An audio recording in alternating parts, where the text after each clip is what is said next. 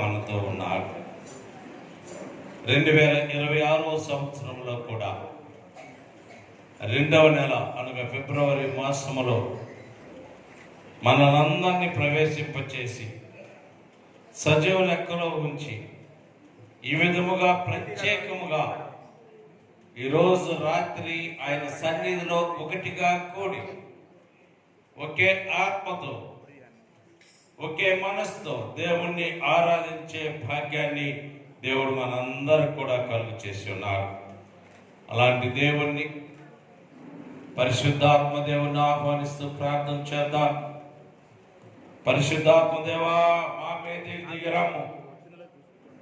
నీ మందిరములో నీ పరిశుద్ధాత్మ సంచారము ఉంచయా. ఇగో నా తండ్రి, మా రాష్ట్రీయ నాయకులు వారి బృందము మా సంఘమును దర్శించి ఉన్నారు. ఈ రాత్రికాల సమయంలో నాయకుల ద్వారా మీ వాక్యాన్ని వినబోచున్నా. నీ పరిశుద్ధాత్మతో నన్ను నింపమని ప్రార్థన చేద్దాం. ప్రార్థన పల్లవి పాడుకుందాం. ప్రార్థన పల్లవి పాడిన తర్వాత మన మధ్యలో ఉన్నటువంటి లెఫ్టినెంట్ కర్నల్ బి లోదర్ శామ్యులయ్య గారు మనల్ని ప్రార్థనలో నడిపిస్తారు. మానవుల రక్షణకై తన ప్రియ కుమారుని, మానవుల రక్షణకై తన ప్రియ కుమారుని లోకమునకు పంపించగా ప్రకటించే నీ వాక్యము. యెహోవా నీ నామము ఎంతో బలమైనది,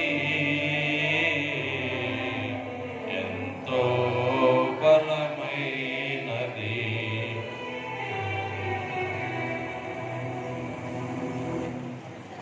ఘనమైన ఉన్నతమైన దేవ, నీ ఘననామానికి ఈ రాత్రి స్తుతులు స్తోత్రాలు చెల్లిస్తున్నాం.